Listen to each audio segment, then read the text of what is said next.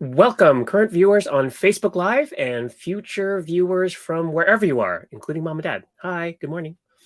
Welcome to another episode of Talk Story with More Equitable Democracy. I'm George Chung, MED's Executive Director, and I'm super thrilled to be with you here today. We are coming to you today from Seattle, Washington, the ancestral home of the Duwamish, Muckleshoot, and Stillaguamish people. And today our guest is Kyle Brazile. Hello, Kyle. Good morning. Good morning or afternoon. So before we begin, can you tell us what land you're on? Yes, I currently am in Durham, North Carolina, and I'm in the ancestral home of the Saponi, Okanichi, Lumbee, and Manu. Excellent. All right. Now let's talk story. Those of you who've tuned in before would remember that talk story is a Hawaiian pidgin term meaning to converse, share experiences, to be raw, authentic, thus bond with those who you're sharing with. So Hawaiian history is passed down through oral language and stories in this way from generation to generation and is still alive and well as part of the native Hawaiian and local culture in the Hawaiian Islands. So we're going to talk story with leaders of color who are reshaping and transforming our democracy. Are you ready to dig in? All right. Happy to do it. Today, we're joined by Kyle Brazile, Director of Civic Engagement at NC Counts. Originally from Chicago, Kyle joined NC Counts after an extensive career in higher education and law. He is the former in-house counsel at St. Augustine University and spent nearly 15 years in higher education, which includes time working at UNC Chapel Hill and his alma mater, NC Central University School of Law, as the Assistant Dean of Admissions. So excellent. He received his undergrad degree in business and English from Fisk University, where he was inducted into Phi Beta Kappa and graduated from the W.E.B. Du Bois Honors Program. He received a master's degree from University of Chicago, aka Where Fun Goes to Die. I'm sorry, I didn't make that up, with a focus in political science. Kyle completed his law degree in 2013 from NC Central's evening program. Kyle believes in the transformative nature of justice and education in our democracy and enjoys advocating by using his privilege to empower others. He has two brilliant daughters, I hear, one who may be taking a driver's test and will be running into your room saying, I did it, hopefully. Fingers crossed. And is a lover of books, jazz, hip hop, and social justice. How you doing? I'm doing well. Great to be here today. Thank you. All right. So tell us a little bit about yourself. Where does the story of activism for Kyle begin? I've been thinking about this, right? And so a portion of this, I think, is that representation matters. One of my earliest memories was being a kid in Chicago. And it was, this was these years all come together in your mind. I remember, of course, the Chicago Bears winning the Super Bowl, which is a long time ago now. But there was a man, Harold Washington, who captivated that city. And he was the first Black mayor of the city. And I remember seeing myself in him, not even knowing what a mayor was, and saying, you know what, that's cool. I want to be a mayor one day, right? So that planted the seed.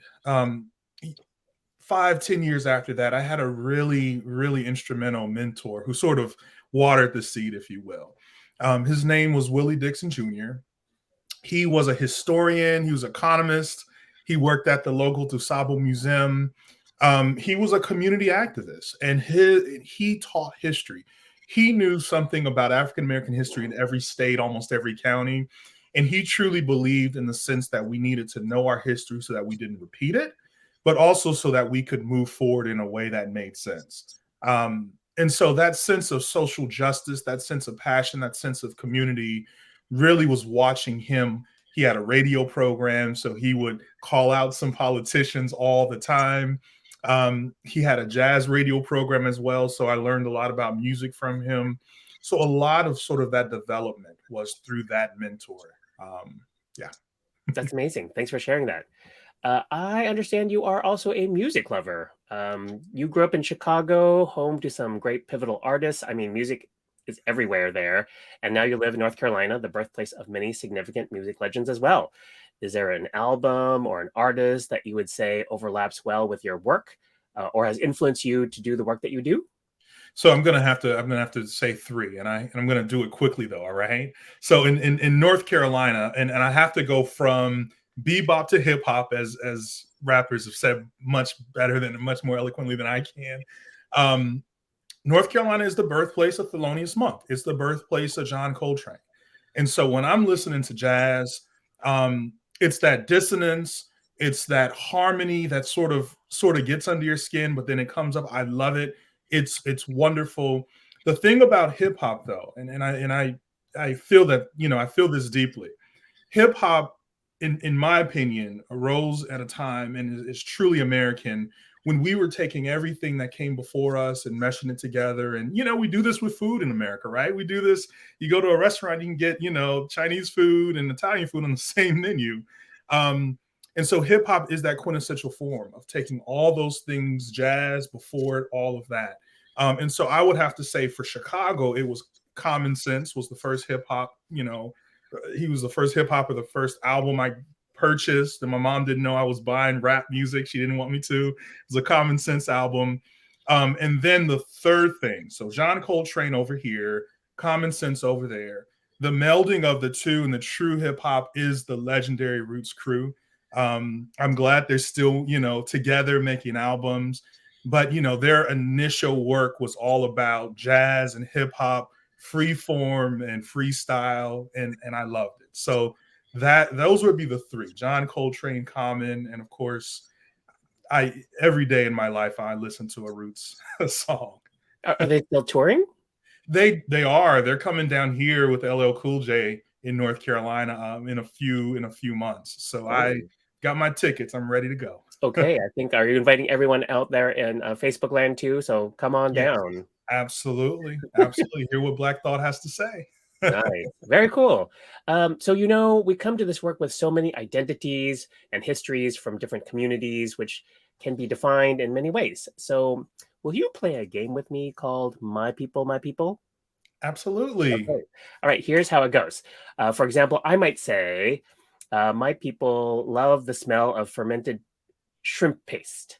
And you might respond, My people will answer your question when they're good and ready and not before. And then we look at each other and wonder what each thing means. Are you ready? Yep, I'm ready. Put 90 seconds on the clock. Ready, go. I'll go. My people kind of despise pickleball. I love it. My people believe in a meal around the table. Hmm. My people might still have a Whitney Houston record. My people say, "Long live the Queen," and that's Aretha Franklin. I love it. My people look forward to the end of potty training. Oh wow, yeah. My people want teenager time to be over. My people cook in big batches and then freeze individual portions for a later day. Ooh. My people believe in cleaning your plate and eating your vegetables first. Me too. Yes, yes. Plus one. My people have never been to the Outer Banks. That's a good one. That's a good one. My people love the beach and the mountains. Okay. Well, maybe I'll come to your beaches one of these days.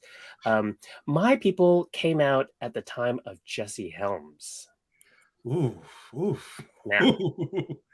Um, my people served breakfast on the south side of Chicago with the Black Panthers. nice. My people pack last minute. Oh, my people believe in playing instruments. Nice. Okay.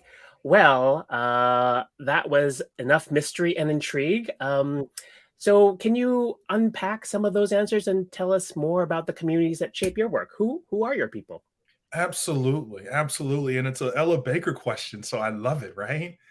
Um, my people, and I'm thinking, of course, of family, right? Family is super important. Being there for one another, putting family first, going through those trials and tribulations, but doing it together, and working hard together. So when I say eating around the table, one of the things I remember as I was getting older and starting my own family and all of that, my mother she was just adamant. She said, Kyle, when you got into high school, we just wouldn't eat around the table anymore. You've got to, every meal, you've got to do it again. You got to get that tradition. We believe in it's about the talking, it's about the being face to face and being together. It's about learning instruments, and I was put into piano, and I still play a little bit if Aw. you're lucky. So it's that community, it's that sense of family, it's that sense of honor and doing for each other. Yeah. Awesome. Thanks for talking about your people and your family. Now let's pivot and talk about your work. Can you tell us about NC Counts Coalition? What have you learned and share some wins and successes? Absolutely. So NC Counts, we are, of course, a C3 nonpartisan nonprofit organization. Um, we're committed to building a healthy and just and equitable North Carolina, right? And our work began around the census. We were the organization that was tapped to lead and convene organizations as we were trying to push for a fair count in the 2020 census. Um, there was a lot of conversations right when the census ended, and it was sort of like, okay, the census is over. Do we need to continue? Should we stop? Where are we going to go forward? And I'm so excited. I'm so glad that we decided to continue our work, because steeped in our mission is the sense that we want to push systemic solutions for those systemic barriers impacting our communities. So through the census, one of the wins we had, besides the fact that North Carolina, we gained a congressional seat, there were a lot of states that reported a huge statistically significant undercount, and we did not have that. But one of the things that we grew into was one of the largest coalitions in North Carolina. And we have, I think, and I may have to correct myself later, but 123 partner organizations. Wow. Yeah, and it's amazing because it's about community. It's about putting them first. But I think the one of the reasons it works is that it's a lot of organizations that aren't necessarily what we call the democracy organization. They're not doing voting rights day in, day out. They're not doing redistricting work day in, day out. And so we're connecting them to that work. We're re-granting to them, and we're saying, hey, we need to get a count out. Can you go in your community? You know it better than us. Work with us to do this. So embedded in there, I believe, is a lot of listening to the needs on the ground. It's about, working with them. Yeah. And I think it starts and ends with listening, because we can't do something on the ground that they don't want. It's not going to work. It's not going to go right. And so huge win, I think, number one was the census. And then coming out of the census, I would say we helped strategically bring organizations together around the redistricting process in North Carolina.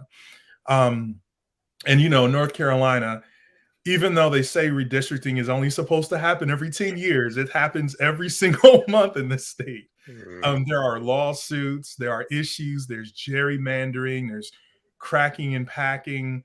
I feel like when I first started this work, all of the examples of what gerrymandering were examples that took place in North Carolina. And so it's really fighting for communities and making sure community members, they have their voice, they feel empowered to speak up. They go to the legislature during a hearing, they speak up about their community, they identify that community.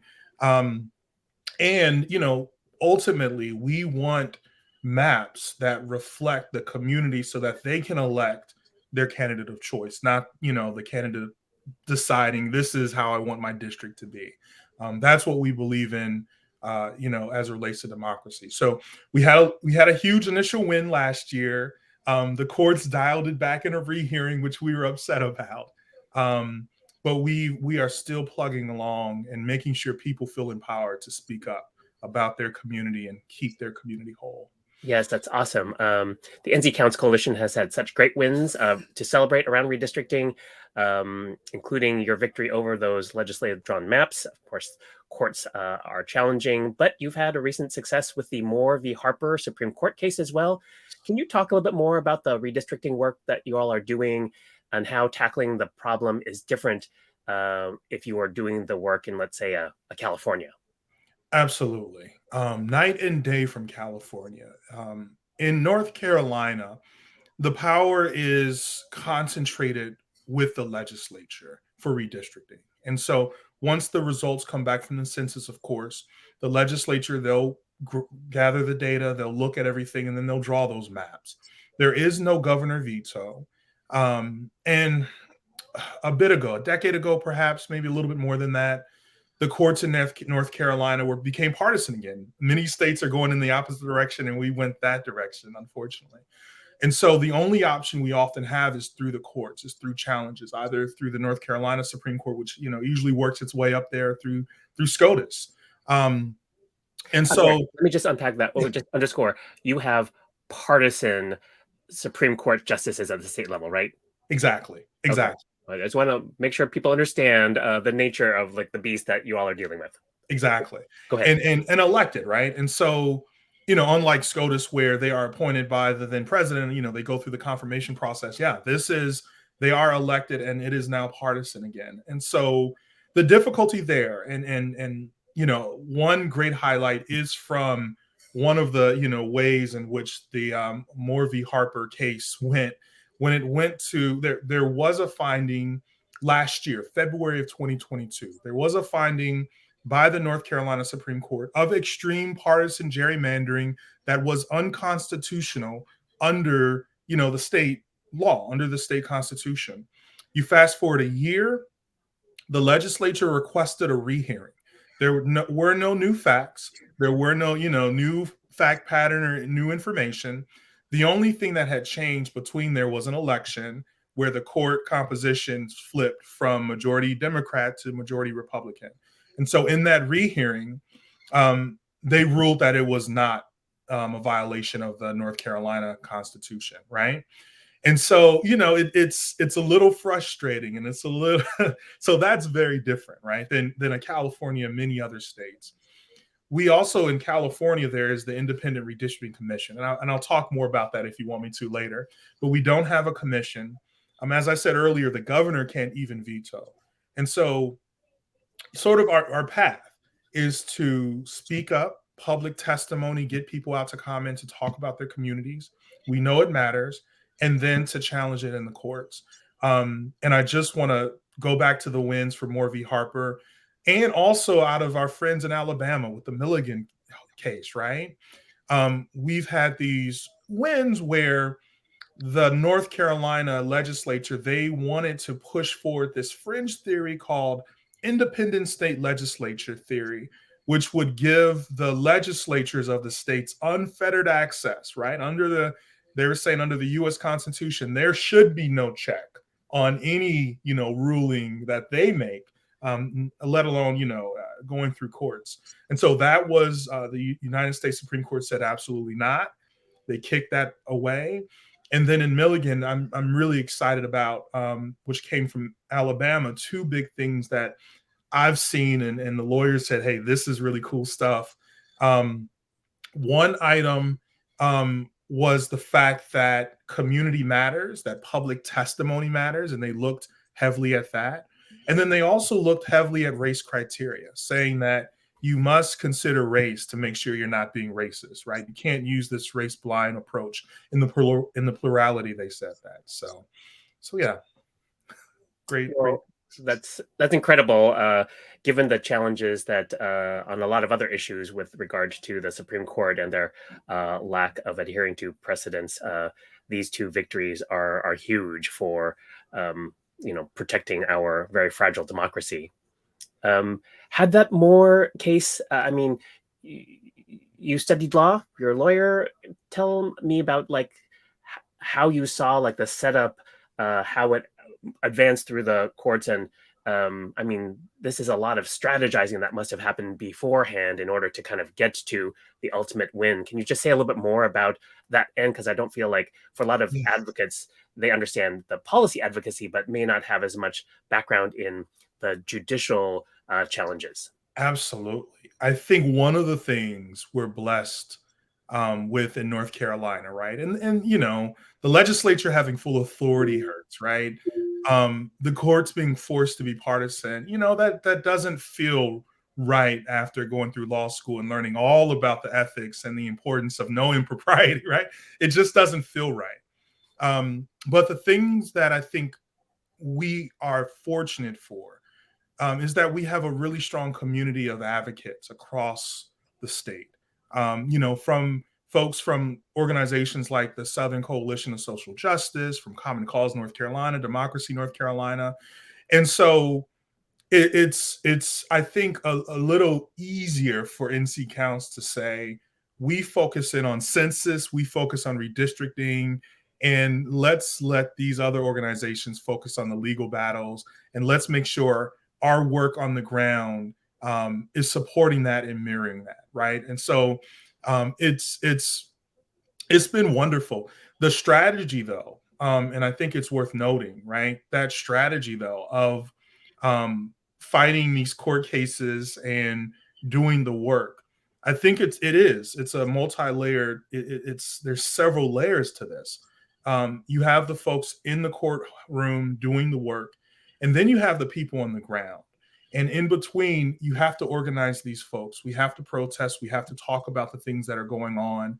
Um, and really, the thing that we're battling in North Carolina, I think sometimes, is that we don't want the cynicism to set in, right? The cynicism of, oh, my vote doesn't matter, or the cynicism of, it doesn't matter if I go to that county commissioner meeting. So a part of that strategy is making sure folks are active and they understand that their voice matters, that their vote counts. I mean, that's crucial. Vote, vote, vote, um, and then so we can follow these court cases and sort of rest assured because we know they've got it and we've got the people on the ground and things are coming together and converging. Nice. Awesome. Switching now a little bit to like the implications of the Milligan decision. One of the things that essentially they were arguing is that Black folks needed more proportional representation in terms of, they're about a third of the state. They should have roughly the ability to elect a third of the members of Congress. It's interesting that at least within the legal world, proportionality is kind of like a contested word. So when we use proportional representation at more equitable democracy, we think of like the electoral system. It's kind of different in the legal world. But as we've had conversations and supported some planning work, could you say a little bit about the solutions that the NC Counts Coalition will be advancing to push towards proportionally representative or equitable representation in North Carolina and nationally? Absolutely. And the framing for that, I think, is the fact that we must recognize it's a long game, right? We have to envision a world, and it's sort of that radical thought. We have to envision a world not just that's absent of racism, but what replaces it, right? And so in doing that, there's a few pieces I think that are coming together and that we're really starting to champion. And I'll just mention two.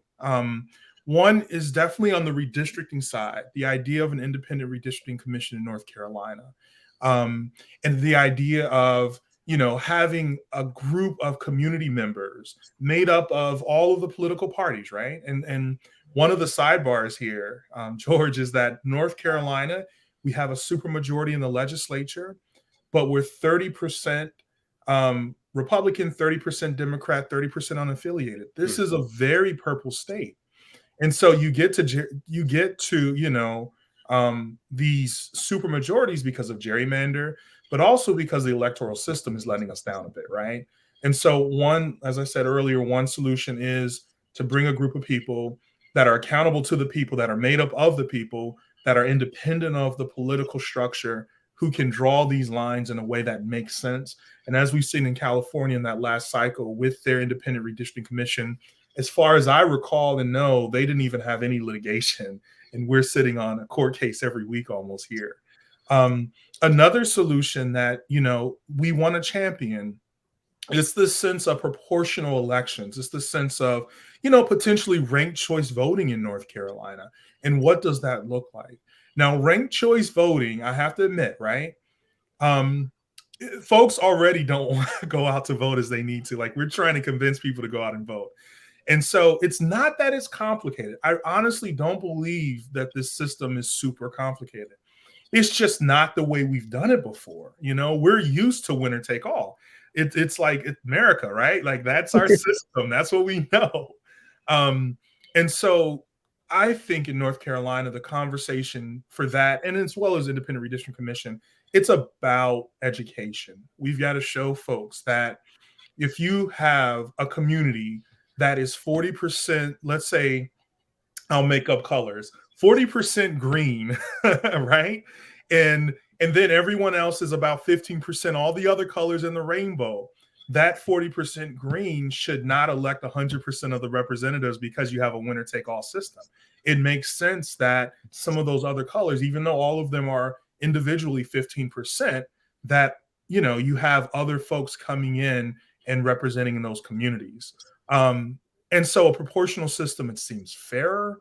It makes more sense. And I think it's that systemic change. But I'm reading Pauli Murray right now. And one of the things that she said in her book was her grandmother planted a peach tree. And she said, I'm not going to be around for these peaches to bloom and eat. This is for your generation. This is for you guys. This education, it's a long game. And this education that we have to roll out and instill in folks, we're talking 10, 15 years, but we have to do it because this is what the democracy is about. It's about making sure we have our community voices being heard, and those folks are rising up, not, a set of politicians who get to gerrymander. That's awesome. And I sure would like to taste some of those peaches a little bit earlier. So, but very much appreciate the long game. We're going to wrap up now with a little quiz that we call Name That State. So please provide your response in the form of a question like an unnamed popular game show. We don't get in trouble. You're a lawyer. First up, in December 1776, this state was the first state to adopt a written constitution known as the Constitution of... the first state to adopt a constitution. So I don't know. So I'm just gonna say, what is North Carolina? Because I'm assuming you're throwing a little bit. Correct. Ding, ding, ding. It is, in fact, North Carolina. Very good. All right. Next answer is this state has one of the largest general assemblies in the U.S., consisting of 2 chambers, a 50-member Senate, and a 120-member House of Representatives. Oh, that sounds like my fair state of North Carolina. So I'm going to say, what is North Carolina? That is correct. You win. Very good. And then your final answer is Nina Simone, Thelonious Monk, and if you listen to part of this, you'll know the answer. And John Coltrane are just a few jazz legends to have been born in this state. What is North Carolina? You are right. You win. Everyone wins. Kyle, thanks so much for being here, talking to us, and playing our silly games. Any parting thoughts for our audience? And George, I've got to go back to it, right? Just the sense that this is the long game, and I'm not saying 50 years from now, but we have to envision this world. So I would encourage all the folks who's listening, all of the people who are online, just continue to work to envision what this country, what a true democracy could truly be, where the community and the people are held first. That's what we fight for, and that's what's going to undo these barriers that we're dealing with. And how can people find you, and what can they do to support you? Absolutely. You can reach us at nccounts.org, learn more about our organization. If you're in North Carolina and you want to do an event with us or work with us, I would encourage you all to email me or talk to some of my colleagues at NC Counts. And if you're an organization in North Carolina and you want us there to do some work, to teach you guys about redistricting or census work, we would be honored to have the opportunity to talk to you all. Awesome. And throwing a little bit of money your way would be a good thing. So I will be making a $100 contribution to your organization today. And I encourage anyone else out there to join me as well. Kyle, thank you so much for joining us, and have a good day. You too.